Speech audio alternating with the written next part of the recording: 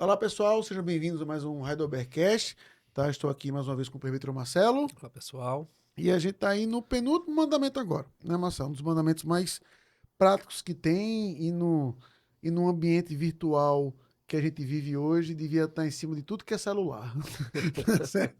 Que diz em Êxodo 20:16, né? Não dirás falso testemunho contra o teu próximo. E Heidelberg, então, faz só tem uma pergunta nesse domingo, dia do Senhor, número 43, pergunta 112, que pergunta assim: o que se exige no nono mandamento, presbítero? Que eu não devo levantar falso testemunho contra ninguém, nem distorcer as palavras de ninguém, não fazer fofoca, nem difamar, não condenar, nem me ajuntar com ninguém para condenar outrem precipitadamente e sem o ter ouvido. Antes, devo repudiar toda mentira e engano, obras próprias do diabo, para não trazer sobre mim a pesada ira de Deus. No tribunal ou em qualquer outro lugar, eu devo amar a verdade, dizê-la e confessá-la com honestidade, e fazer tudo o que puder para defender e promover a honra e a reputação do meu próximo. Sabe o que eu mais gosto aqui, presbítero? É porque, assim, a gente vive num mundo que a gente fala assim: respeito se ganha, não se tem. Você tem que merecer respeito. E aí eu gosto muito de falar assim: você não tem que levantar em falso com ninguém. Não distorcer a palavra de ninguém. Uhum. Não importa se quem está na sua frente é o capeta. É o diabo que está na sua frente. Você não pode distorcer a palavra dele. Porque quem faz isso é o diabo. O diabo vai distorcer suas palavras. E é interessante como A Bíblia começa em Gênesis 3 mostrando exatamente isso, essa como ele distorção, né? distorce, depois ele vai vem direta. E é interessante como a gente tem visto aqui os mandamentos, mas observe que o diabo vai aparecer exatamente nesse. Olha, mentira e engano, obras próprias do diabo, Que é o pai da que é o mentira. pai da mentira, sabe? Então eu acho interessante de que, já começando daí, para que a gente como crente entender de que a gente não vai levantar em falso só para quem merece. É ninguém. Absolutamente ninguém. Sabe? Então, se a gente parasse aqui, já seria uma grande aplicação. Dizer assim, rapaz, eu não vou falar mal de tu. Tu até merece, Uhum. mas eu não vou fazer isso. Sabe o que eu acho incrível? A gente já viu que os mandamentos são extremamente profundos, né? Sim, E basicamente eles trabalham com as grandes áreas da vida, né? Principalmente na relação com o próximo. Por exemplo, a gente falou sobre trabalho aqui e o propósito do trabalho. Trabalho ocupa muita parte da nossa vida, um tempo grande da nossa vida. A gente falou das relações maritais, isso. conjugais, né? As relações interpessoais ali com o não adulterarás, né? Mas o que eu acho super interessante aqui? É uma preocupação direta no mandamento escrito em tábua de pedra por Deus para nossa língua, né? É impressionante mesmo. É impressionante que você pega Tiago, por exemplo, né? A ênfase que ele dá exatamente para isso, ou seja, o quanto que a língua ela reflete a nossa espiritualidade. Quem adoma é perfeito varão. Ou seja, ele vai. Quem adoma, para deixar claro como é Existe. difícil isso, quem adoma é Existe um perfeito critério varão. objetivo de santidade. Sim. Todos são. Mas existe um muito tátil, que é o controle da língua.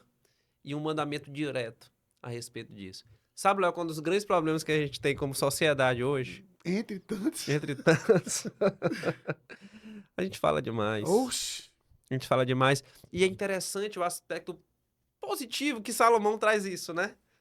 Ou seja, no meio de sábios é o princípio que ele traz, né? Aquele que fica mais caladinho se passa por um. ele.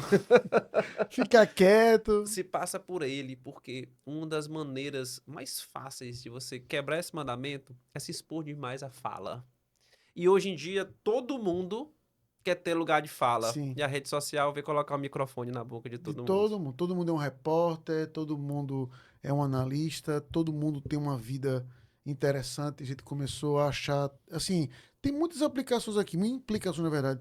Começou a achar o feio, bonito e por aí vai. Ou então o simples, o exagerado. A capacidade de julgamento precipitado Exatamente. ganhou proporção geométrica.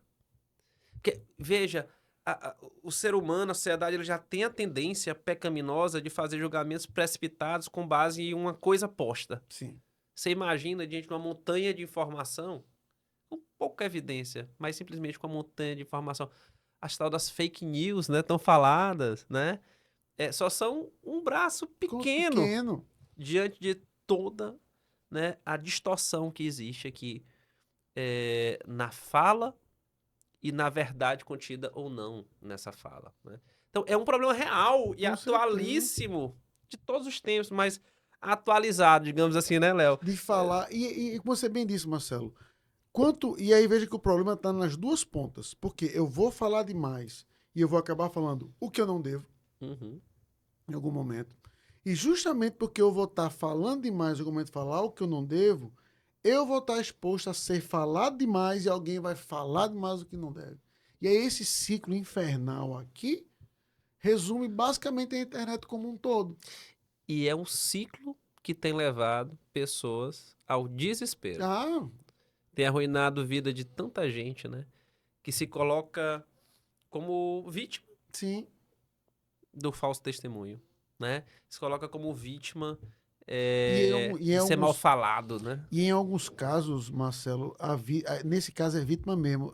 Teve um caso aqui no Brasil que você deve lembrar, que o cara ou era um reitor, ou era um pró-reitor de uma faculdade. E aí ele foi acusado de desviar dinheiro. E meu filho, na hora, aí todo mundo na internet julgou o cara. E aí ele tirou a própria vida. Ele não aguentou. E aí, pouco tempo depois, ou foi até mesmo antes mesmo dele tirar a própria vida, provou-se que ele não era inocente em todas as acusações. Recentemente assim, algum tempo atrás, um kicker foi recrutado do cara que chuta a bola lá no Buffalo Bills. No dia que ele foi recrutado, tinha tudo para ser um dos maiores kickers da história. A ex-namorada dele veio à tona e disse: esse cara me violentou. Eita. Perdeu o Dré, perdeu, não foi chamado, perdeu todos os patrocínios, acabou com a vida do cara.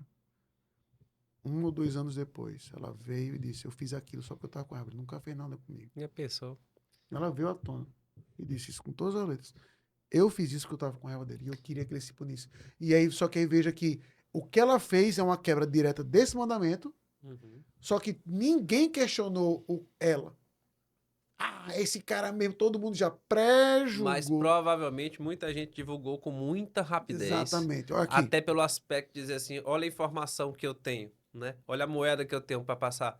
Porque entra no outro aspecto desse mandamento, que é comum dentro das próprias igrejas. Sim. Que é a tal da fofoca. Não é só você falar o que não deve, falar demais, falar o que não deve. Mas isso se espalhar, né? Por um prazer pecaminoso de se ter uma informação que a gente acha que é interessante que os outros saibam, mesmo sem ter propósito, né? É a história do trabalho que a gente discutiu no podcast passado, né? Aqui é muito, muito, muito interessante. Muito interessante. Mais uma vez, você foi pegar, por exemplo, lá, a gente deu o exemplo do trabalho que Paulo trouxe, né? Aquele que furte, não furte mais, antes trabalho para o quê? Acuda o necessitado, né? No mesmo texto. Aquele que minta, não minta mais. Antes fale a verdade, né? E ele continua. E o que difamava, o que amaldiçoava, agora abençoe. Agora abençoe. Porque nós somos membros uns dos outros. Aí depois ele pega essa parte, ele dá uma ampliada, ele meio que abre um leque e diz, olha, mas toda impudicícia, vai falar uma série de coisas, né? Nem sequer nomeie entre vós, né? Antes transmita o quê? Graça aos que ouvem, né? Então, o que habita, ou seja, e é no mesmo contexto de Colossenses 3 e Efésios 4, o que é que você vai falar? Amigo, habita entre vós ricamente a palavra de Cristo. Como?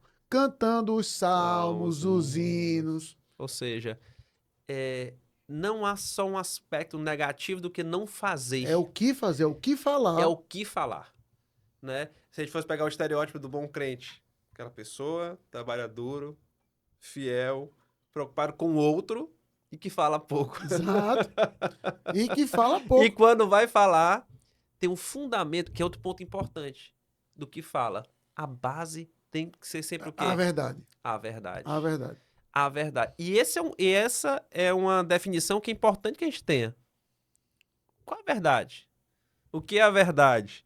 Né? Perguntou o próprio Pilatos. Qual é a base da verdade, né? Segundo o filósofo Pilatos, né? A escritura. E Né? aí, só que aí lembrando, o óbvio, viu, presbítero? Você está certíssimo, obviamente. Mas só para talvez uma pessoa dizer assim, mas por que a escritura é a verdade? Aí, de uma forma muito resumida aqui na minha resposta, porque ela atesta da verdade que Cristo é essa verdade. É a Exato. palavra. Cristo, que é o verbo, é a verdade. Exatamente. Ele se denomina assim. Eu sou o caminho, a verdade e a vida. Então, se a Bíblia é a palavra dele, a Bíblia é a palavra da de Cristo, verdade. palavra da verdade. Ela dá a verdade. Ela é derivada diretamente pelo Santo Espírito, na inspiração do Santo Espírito, né, da verdade. Do E Deus que é a verdade. E assim, presbítero, e esse é o grande ponto. Então, se a gente... Aliás, há esse versículo na Escritura que diz, né? O Deus de toda a verdade, né? Se não me Isso. engano, em Isaías. Posso ver como a verdade é importante. Quando o apóstolo Paulo, em 1 Timóteo, ele vai falar da igreja, ele poderia muito bem pontuar: é um lugar santo, é um lugar disso, mas ele vai dizer o quê? Escrevo-te essas coisas, olha 1 Timóteo 3, para como vocês devem se comportar na casa de Deus, que é a coluna E baluarte da verdade. estandarte, baluarte da verdade. Exato. Entendeu? Ou seja, então a igreja, ela é óbvio que é um lugar para que a gente se santifique, tenha comunhão, mas é um lugar Onde que a verdade tem que estar blindada. é o estandarte. Está lá na frente. É o porta-bandeira da igreja. É que o que está sendo dito ali é a verdade. E talvez uma reflexão seja super interessante aqui a gente ter, Léo. É assim, né? Quando a gente pega todos esses mandamentos, a gente vai dizendo, caramba, mas na sociedade atual, aí a gente olha o outro mandamento, caramba, na sociedade atual, né? Se a gente fosse pegar o 9º mandamento, a gente pode olhar assim, como o pecado ele é invasivo. Porque você vê muita quebra desse mandamento onde? No púlpito, né? Oxe! No púlpito, ou seja, a grande parte da igreja, dito como evangélica hoje, a grande parte assim, porque em volumetria o neopentecostalismo é o maior, né? Tem muito falso testemunho ali no púlpito. Tem. Então, assim, esse é um pecado que ele invade, né, explicitamente hoje, o setor, ou a área, ou o local, melhor dizendo, que deveria ser o quê? O local de blindagem disso. Não era nem para chegar perto, era para ser condenado. Ó, isso aqui tá errado. Porque você está falando do Deus que é a verdade. Então, não existe... Veja, a sociedade, ela tem que ser construída com base na verdade. Tá aqui a Tácilis, que é da área do direito, né? Do julgamento, você tem que botar a mãozinha lá, né? Dizer, olha, eu juro, Que tal. é que ele vai botar aqui. Em julgamento, diga a verdade. Fazer o juramento, enfim. Por quê? Porque é a base de uma construção social. Nenhuma sociedade pode ser construída ou pode evoluir de qualquer maneira, sob qualquer ótica que você olhe, sobre a mentira. Então, a base é a verdade. E você vê, isso a gente estava comentando isso em off, né? Como todo o Antigo Testamento e o Novo Testamento, ele vai trabalhar essa estrutura através dos testemunhos. Por exemplo, você vai confrontar o irmão que está em pecado. Você confronta o irmão. Se ele não se arrepende, 2 ou 3 testemunhas, né? Porque para dar esse tom de que você está o confrontando com a verdade e ele está sendo rebelde. Depois a igreja, porque a igreja é o baluarte da verdade, ou seja, você está levando para aqueles que primam pela verdade. Então, há um escalonamento de blindagem da verdade. Só que aí, Pedro, para pegar o pertinentíssimo exemplo que você deu, você pontuou no púlpito, agora eu vou pontuar assim, na igreja, por assim dizer. Isso é uma coisa, por exemplo, que a igreja tem que recuperar essa visão. Porque isso que você falou, eu concordo, é óbvio, que é como deve funcionar. Mas vamos pegar o caso que acontece hoje. Se o Dal cometeu um pecado, aí vamos lá. O presbítero Marcelo foi lá, Dal, se arrependa. Não me arrependo. Aí chegou, chamou o pastor, Dal, se arrependa. Não me arrependo. Dal, a gente vai abrir para a igreja, que é o aspecto da disciplina eclesiástica. Sim. A igreja, ela deve ficar como diante disso? Triste, óbvio, mas chegar a dizer o que pro Dal? Dal, se arrependa. Mas como é que é, se generalizando? Como é que a igreja vai reagir hoje? Mas, pastor, por que ser tão duro com o Dal? Bichinho. Aí começa a tentar, aí veja como a mentira vai se disfarçar. Aí vai começar a ir para o mundo moderno, que é o grande ponto. Tudo bem, vou pegar um exemplo bem clichê aqui. Tudo bem, ele traiu a mulher. Mas no coração dele, ele não foi nada demais. Ele fez aquilo porque estava longe dela, entendeu? Sentiu saudade dela. Aí uma mulher chamou de meu louro, ele deu o pé. A gente vai tentar encontrar uma maneira de tentar justificar aquilo. E a gente não percebe como isso fere esse propósito aqui. Sim. Sabe? Então, isso que você disse é como a gente, quando ia ter que treinar para dizer assim: a verdade, por muitas vezes, vai me entristecer. Vai. Uhum. Ou seja, quem é com uma pessoa na igreja que vai chegar lá no domingo, vai chegar o presbítero Marcelo pregando, o pastor Leonardo pregando, e vai dizer assim: você é um pecador, miserável, lascado. Ninguém vai querer ouvir isso. Agora, obviamente, meu papel como pregador, nosso papel como pregador é dizer o quê? Mas há graça em Cristo aqui também. Mas naquele momento que aquela verdade bate, se a gente não liga a nossa defesa, vai dizer: eu não sou pecador, não. Uhum. Pecador é fulano. Pecador é Hitler.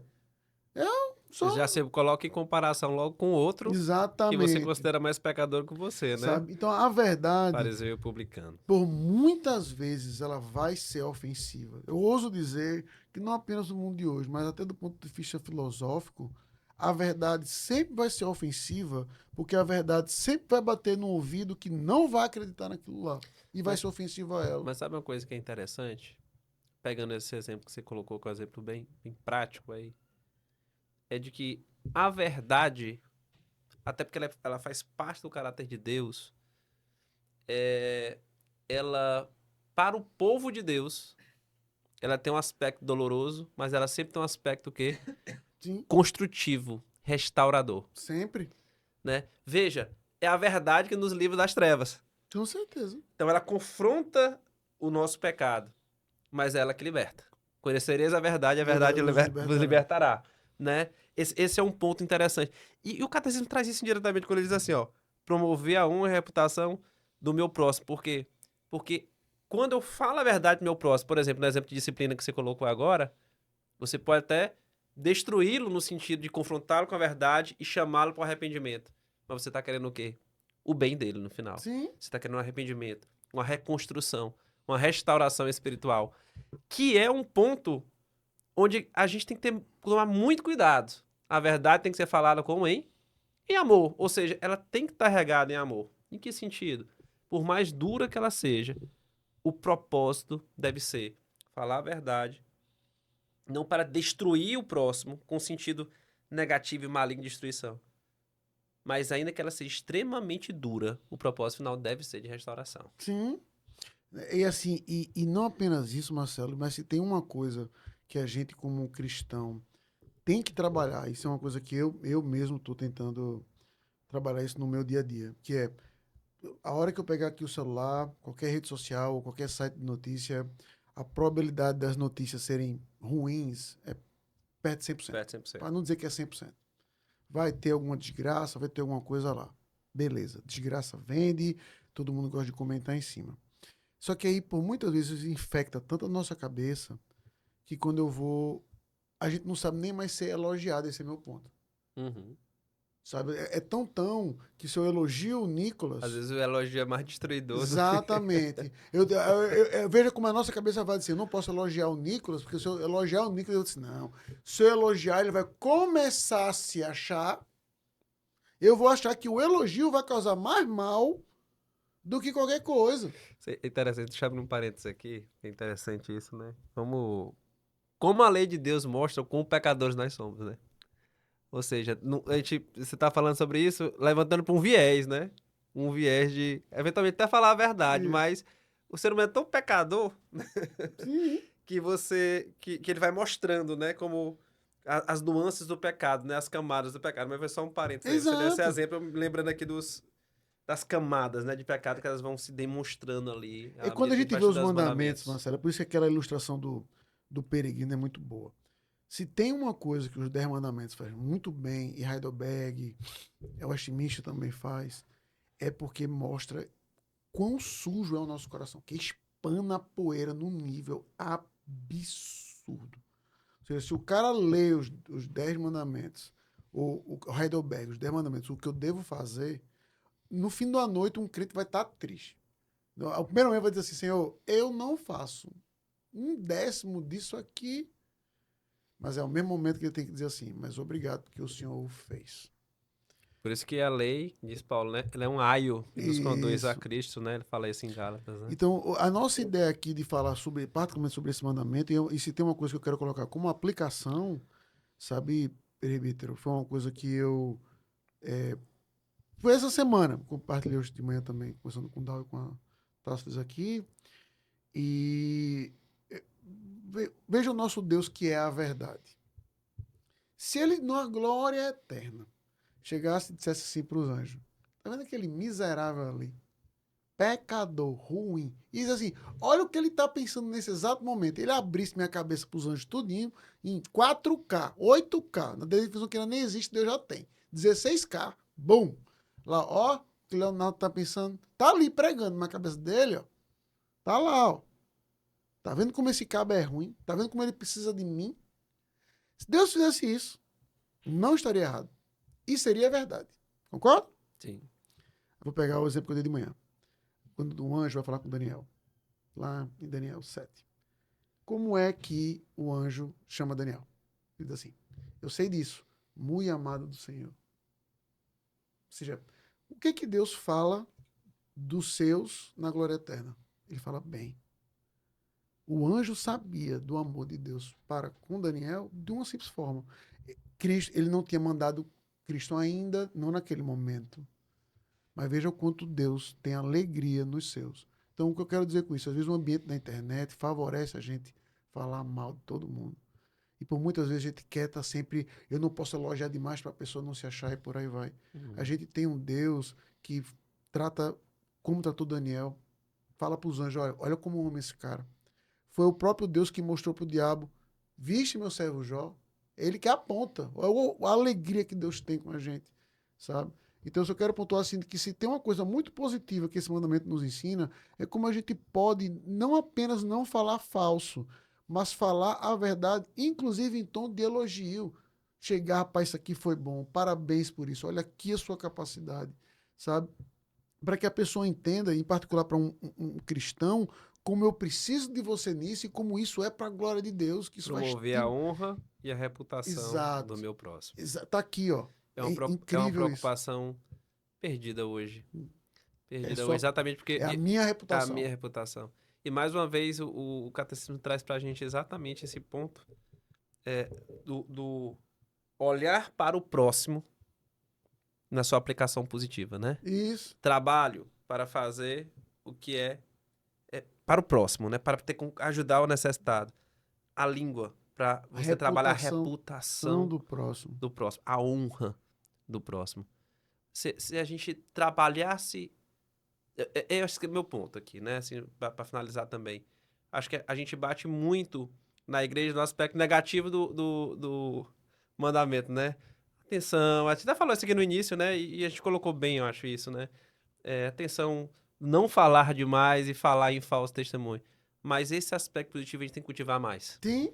Vou né? ter... De promover a honra, a reputação do próximo com aquilo que a gente fala. E nas palavras de Paulo, transmitir graça aos que ouvem, Isso. né? E para edificação do corpo de Cristo. A gente faz isso no púlpito pregando a Sim. verdade, mas a gente também deve falar entre No nós, dia a dia entre no dia nós. a dia entre nós mesmos. Permita-me terminar, presbítero, com uma história que é atribuída a George Whitefield, pregador congregacional calvinista, né? Porque ele e John Wesley não olhavam olho a olho não, teologicamente, né? E aí a bronca não eram ele, eram os alunos dele. Aí atribui-se a história que os alunos de John Wesley perguntaram assim: Whitefield, você vai ver John Wesley no céu? Aí ele, não. Aí todo mundo, aí, tá vendo? O Whitefield tá dizendo que John Wesley não é crente, não sei o quê. Aí o Whitefield disse assim: a pergunta não foi essa. Você me perguntou se eu veria John Wesley no céu. Eu respondi não, porque eu acredito que John Wesley vai estar tão perto de Cristo e eu tão longe de Cristo que eu não vou conseguir vê-lo na glória eterna.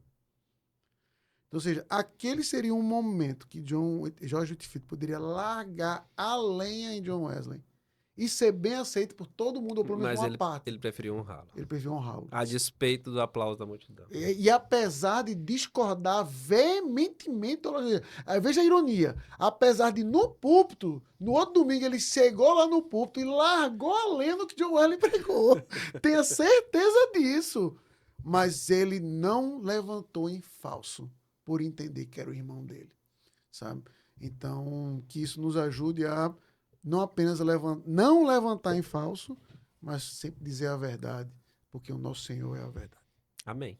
Bom? Amém. Até a próxima, pessoal. Valeu.